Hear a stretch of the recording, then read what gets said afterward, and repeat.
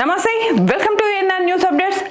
అమెరికాలోని అతిపెద్ద biotechnology company Amazon హైదరాబాద్లో తమ న్యూ టెక్నాలజీ ఇన్నోవేషన్ సైట్ను ప్రారంభించింది.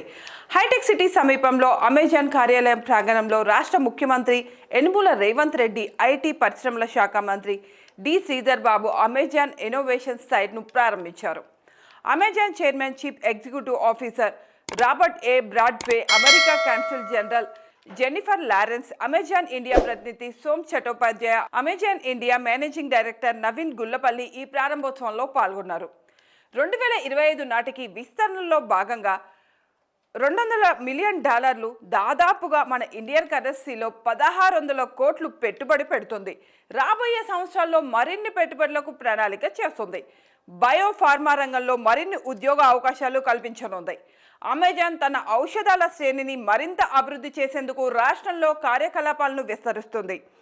ఏఐ, డేటా సైన్స్తో డిజిటల్ సామర్థ్యాన్ని ఈ కొత్త సైన్స్ అందిస్తుంది.